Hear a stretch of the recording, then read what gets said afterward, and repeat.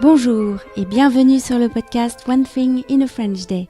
Aujourd'hui, jeudi 21 mars 2019, cet épisode, le numéro 1633, s'intitule « La basilique de Saint-Denis ».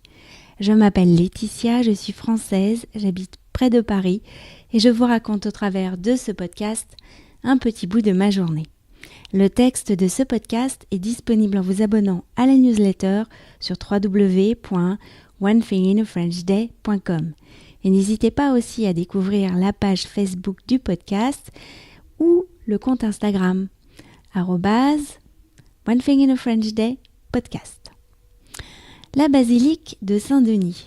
Suite de la journée de sortie avec la classe de Lisa.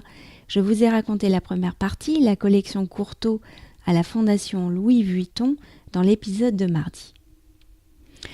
À Saint-Denis, nous avons été accueillis par une conférencière.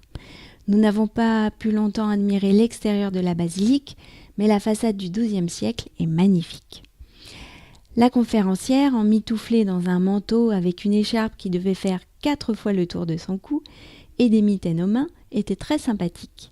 Elle nous a emmenés dans la basilique et nous a expliqué l'histoire incroyable de Saint-Denis, décapité par les Romains qui le trouvaient gênant. Avec une guillotine, a demandé un enfant. Non, à la hache, a répondu la conférencière avec naturel. Donc Saint-Denis, qui s'était relevé, avait pris sa tête entre ses bras et avait marché, suivi par une foule médusée, avant de s'écrouler dans un champ à l'endroit même où nous nous trouvions. L'histoire de la basilique est très intéressante. Comment de petite chapelle, elle est devenue le lieu où les rois de France se sont fait inhumer. Les enfants ont été sages, médusés par ces histoires de gisants. D'ailleurs, savez-vous comment on reconnaît un gisant royal ? Eh bien, il faut trouver les éléments suivants. Le sceptre, le manteau royal, le lion à ses pieds. Les reines, elles, avaient droit à un chien. Puis la conférencière nous a emmenés dans le cœur de l'église, d'où nous avons admiré les vitraux racontant l'histoire de Saint-Denis. Les reliques ont créé la surprise. Quoi ?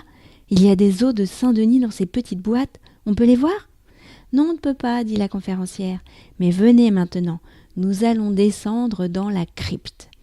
Elle a mis suffisamment de mystère dans le mot pour éveiller la curiosité des enfants. Moi aussi, j'étais curieuse.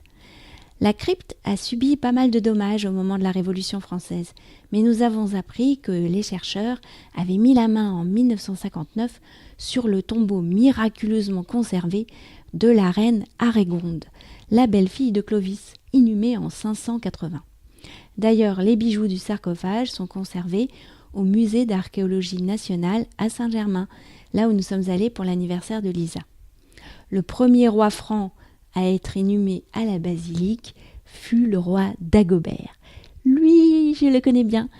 C'est celui qui a mis sa culotte à l'envers dans la chanson. C'est le roi Dagobert qui a mis sa culotte à l'envers. Le bon saint Éloi lui dit « Oh mon roi, votre majesté est mal culottée. C'est bon, lui dit le roi, je vais la remettre à l'endroit. » Et savez-vous qui d'autre est inhumé à la basilique de Saint-Denis ? Eh bien, Marie-Antoinette. Les enfants seront partis avec une boîte de gisants à construire en classe, avec les petites gommettes brillantes pour la décorer. Macabre ? Je ne sais pas. En tout cas, les enfants ont franchement aimé cette visite et Lisa m'a dit ce soir qu'elle était particulièrement contente de la barbe qu'elle avait dessinée pour son gisant. One Thing in a French Day, c'est fini pour aujourd'hui.